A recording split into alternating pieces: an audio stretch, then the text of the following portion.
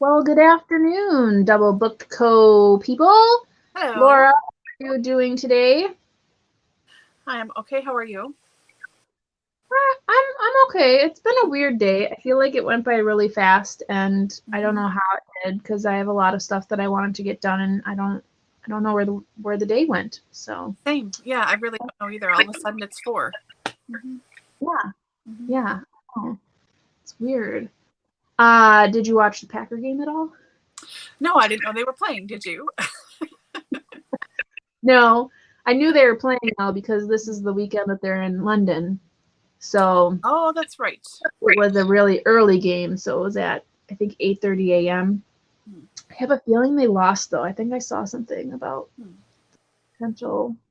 I saw like a meme or something. I was like, oh, they must have lost. But regardless, today is the 9th, and we are doing some new products today, as well as talking about our book club picks or selection for November, which is our last month of reading for our book club. And then we will be getting together polls for next year, sometime in December. And some of us got to put in our selections in there, and I mean, from the book club itself. So that was exciting to get those recommendations in there from Yeah. everyone out there. Now, for today, we're going to start like we usually do. We'll talk a little bit about our book club selections for the month of November. For those of you who are joining us today, as you may already know, and if you don't, after this short live product launch, we will be doing reading sprints. So we'll jump right into those at 4:30, and we are going to be reading our October pick, which is Ruth Ware's In a Dark, Dark Wood. At least I will be starting it. I think, Laura, you'll also be starting it. Yeah. But you may read or do whatever you would like during those sprints. But that's what Laura and I will be doing in the sprints, is getting started on our October read, which is supposed to be super spooky. Now, for today's new products, before we get into those, we really only have one. It's just one collection of bookmarks, and that's because Laura and I have an upcoming craft fair that we have been working on. So we kind of allocated most of our energy towards that, other than doubling up on products for the Etsy shop and products for the craft fair. However, what you'll see is any of those products that are shippable and left over from the craft fair, we are definitely going to extend into our Etsy shop. So hopefully you'll be able to see a few of those, but realistically, it'd be nice if they were all sold at the craft fair. But you may see some remnants of that later in November. So for today, we just have one collection of bookmarks, but before we show those off, we're going to have Laura tell us a little bit about what books we'll be able to select from for our November reads. Yep. Hi, everybody. Okay, so in honor of Nonfiction November and the fact that we only shared 3 nonfiction books when we were compiling our libraries at the beginning of the year, we have 3 titles for you to choose from for Nonfiction November. So everything here nonfiction. We did just make a substitution. So I don't have this book currently, but I can easily get it. So Dani, why don't you start with our first pick? Okay, so my first pick is going to be The Glass Castle by Jeanette Walls. This is very familiar to a lot of us. It has been talked about many, many times. I know there's a lot of people on BookTube that have talked about this. I know for a long time it was circulating, and I don't remember why. I don't know if there's a potential of it being a show or if it did turn into a show, but I know they were talking about this a lot on BookTube, and that was one of the reasons why when I found it, I was like, oh, I might as well purchase this. But anywho, so in case you haven't or you're not familiar with this one, this is a remarkable memoir of resilience and redemption, and a revelatory look into a family at once deeply dysfunctional and uniquely vibrant. When sober, Jeanette's brilliant and charismatic father captured his children's imagination, teaching them physics, geology, and how to embrace life fearlessly. But when he drank, he was dishonest and destructive. Her mother was a free spirit who abhorred the idea of domesticity and didn't want the responsibility of raising a family. The Walls children learned to take care of themselves. They fed, clothed, and protected one another and eventually found their way to New York. Their parents followed them, choosing to be homeless even as their children prospered. The Glass Castle is truly astonishing. A memoir permeated by the intense love of a peculiar but loyal family. Jeanette Walls has a story to tell and tells it brilliantly, without an ounce of self-pity. So that's the first one, the Glass Castle, and I'm assuming many of you probably have already read it, but that is our first nonfiction pick. Mm-hmm. So our second one is a little bit of a chunkster. It's like 450 pages roughly. So this is In the Garden of the Beasts, Love, Terror, and an American Family in Hitler's Berlin by Erik Larson. The time is 1933. The place, Berlin, when William E. Dodd becomes America's first ambassador to Hitler's Nazi Germany in a year that proved to be a turning point in history. A mild-mannered professor from Chicago, Dodd brings along his wife, son, and flamboyant daughter, Martha. At first, Martha is entranced by the parties and pomp, and the handsome young men of the Third Reich with their infectious enthusiasm for restoring Germany to a position of world prominence. Enamored of the new Germany, she has one affair after another, including with the surprisingly honorable first chief of the Gestapo, Rudolf Diels. But as evidence of Jewish persecution mounts, confirmed by chilling first-person testimony, her father telegraphs his concerns to a largely indifferent State Department back home. Dodd watches with alarm as Jews are attacked, the press is censored, and drafts of frightening new laws begin to circulate. As that first year unfolds and the shadows deepen, the Dodds experience days full of excitement, intrigue, romance, and ultimately horror when a climactic spectacle of violence and murder reveals Hitler's true character and ruthless ambition.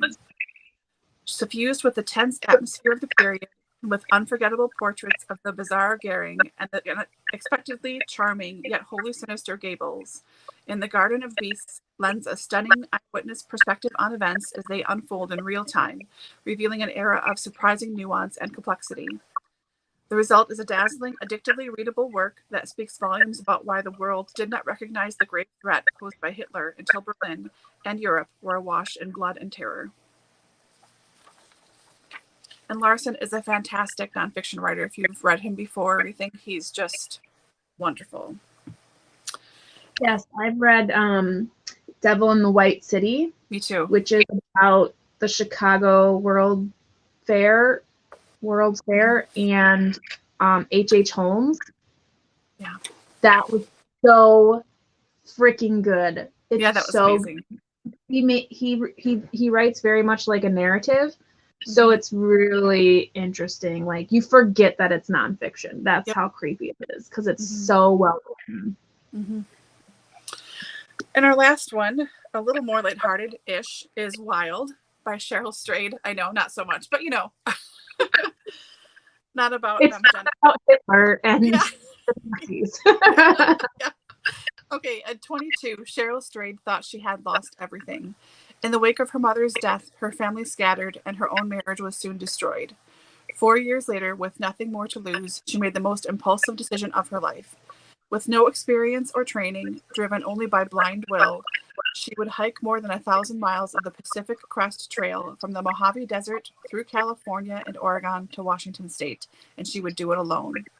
Told with suspense and style, sparkling with warmth and humor, Wild powerfully captures the terrors and pleasures of one young woman forging ahead against all odds on a journey that maddened, strengthened, and ultimately healed her. So there we go. And this is a movie with Reese Witherspoon. Which I feel is like a thread in our books, is like, how many movies have we come across the fiction where Reese Witherspoon is in the movie? That's true. Yeah. There's Big Little Lies, at least, for sure. Yep. But I think there is another one. I don't know. I think so too. let's jump into the comments real quick so that we're not totally ignoring everyone. Hello, Andy. Hi, Cool Andy. Gamer here. Hi, Susan. Hi, Susan. You. Looks like Debbie is also here. Okay. And yes, I definitely thought that there was going to be a couple of people that have read The Glass Castle. My mom just read it, and she immediately read the sequel. Did you finish it when you read it the first time? Because, yeah, it looks really good. So it looks like Andy has read all of the books that we have selected for this go around. So she's happy with whatever we pick because it's going to be an easy month for her. Okay. So while we have those polls out, or excuse me, we will get those polls out by tomorrow. And remember, you can vote on this video, so in the comments of this video, and then you can also vote in Spinelli Speaks, which I promise everyone I am coming back at some point to my channel. And me to mine as well. It's terrible. Yeah. Okay. So there'll be a community post in the tab there, a community post, and then also in Book Bubbler, so you can vote in all places. Yep. And that'll be until the 22nd at midnight. Pretty much, you have to vote. So 2 weeks. Perfect. Yeah. Looks like Debbie has also read 2 of them, so and they're really good. But you know what? That's good, because if you want to read them again, or if you want to just follow along, then you get a different perspective sometimes with nonfiction. So yeah. Well, let's jump into the collection of bookmarks we have for us this week. I'm going to go ahead and share my screen, which I feel like they changed the format of this. So I think this is the icon that I use for sharing a screen. That's weird. Okay, yes, it's correct. I'm gonna go ahead and put this. It was weird. It doesn't look like it normally looks. So anywho, we have some great fall bookmarks as we still are in fall. And you'll see we have some of like the standard like pretty leaves for fall, but we also have some fun ones in here too, because we know how much everyone loves our, cute like woodland creature bookmarks. So anywho, we have the white background, black background, and then another white background of the leaves. And you can see the first one here, they're a little bit smaller, but there's some acorns in there, some different colored leaves, and then the back is a really deep burgundy checkered pattern. And then on the flip side, we have the black background with a little bit bigger leaves, again with some acorns, and then a smaller pattern of a green plaid. So very, very thick bookmarks too. So they're really great. I just love the colors. I love fall. Fall is my favorite season. So any of the books that are fall themed, I'm always in love with. And then the second one is more, they're not leaves, it's more floral. So this is like fall floral pattern. And then the back is like a crisscross with the little flowers in between.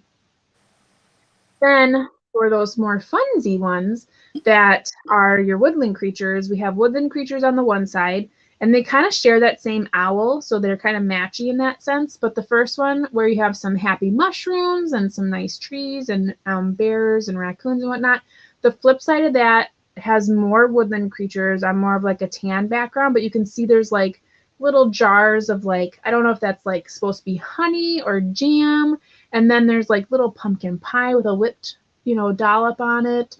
Very, very cute.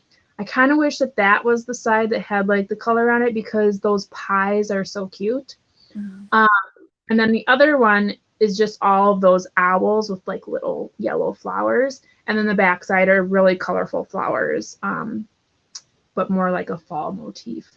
So just the one set of bookmarks tonight. They are going to be up in our Etsy shop tomorrow by 10 a.m. I might even just drop them tonight. It just depends on the time I have, since it's just one selection. Like I said, we are doing a craft fair, so we're trying to get ready for that, and it's been taking up a lot of our time. So we are kind of delegating our time to that for right now. But the next new release will be in 2 weeks, and we'll have some more bookmarks and potentially some more products in that. But right now I've been like working on a lot of Christmas stuff, so that'll be coming soon. And yeah, so in our shop right now as well, I mean, we have a ton of fall stuff. If you're looking to get a jump start on Christmas, we have all of our Christmas ornaments are up, our Christmas bags are up. We have the tiles. We have a bunch of bookish things that you can add to your Christmas bookish gift guide, I guess, and get a hop on that. Let's see here. Oh, it looks like Krista's here. Hi, Krista. Oh, hi, Krista. Just making dinner. Ooh, what's for dinner? Oh, how's baby Pete? And how cool you gals are going to be at a craft fair. Yeah. Thank you for asking. Baby G is good. We're just starting to like slide into like normalcy, I guess you could say. And I was just saying how I wish I could get back to my channel, and it's just, it's hard because, you know, when I have a moment that I can do something, I have to be very I have to be very smart about what I choose to do in that moment, because she's still very, like, I don't like to use the word needy because she's a baby and all babies are needy, but I mean, that's really what it is. She wants to have my attention always. So when I have to do something like film a video, that is not something that I can do with her hanging out with me, right? So that's kind of been hard for me because I'm trying to figure out how to do those things, and I just don't know when I'm going to find the time. So I'm still trying to like decide that, and on top of that, I'm just trying to like rethink like what do I want my channel to look like, because if I do, not if, when I come back, I want it to be worthwhile. I don't want it to just be stuff that just gets thrown on a channel. I want it to be done right. So I've been rethinking a lot of that. So yeah. But other than that, she's been doing really well. We have like a ton of doctor's appointments this month, but they're all like standard things, like standard pediatrician, standard cardiologist. Then we have some like developmental thing. Anytime a baby has any conditions that they're born with, they are put through certain developmental screenings to see if they are lacking in any areas because of their ailments, I guess. So we have like all this happening this month. Like this is the big month of all these appointments. So this month will be pretty intense with the amount of appointments we have. But past that, I mean, she's been doing really great. She's got a little personality. She's like a big pincher right now. Like she just pinches the crap out of me, like on the back of my arm. Cause like when I'm holding her, she just like puts her hand right here, and then she just pinches and pinches and pinches. And it's so bad. It hurts so bad. It's like it's torture. But yeah, she's doing really good. She's a champ. She's gained weight really well. I mean, you would never know looking at her. You would never know that she has heart disease. You would never know. Unless you changed her clothes, and then you'd see all of the incision scars and all that. But I mean, other than that, she's just a spunky little gal, and doing good. Thank you for asking. Yeah, so the craft fair that we're doing is a craft fair that my mom usually does. So we did it last year, and we hardly brought anything. Someone's like, I don't even know like what are we going to do? And so we brought a few things just thinking it was like, well, it's a little craft fair. OMG, this is like a real craft fair. Like these people are serious. Like there is stuff to be done. So this year we have a lot more planned. So I've been trying to chug out a lot of things. Laura's been working on stuff. And so we're just trying to get it figured out where that's not our main focus, craft fairs, but it has potential to make us a little bit of a cushion that can carry us through the holidays. So we've been working on that a while. So thank you for asking. We're excited. I'm excited.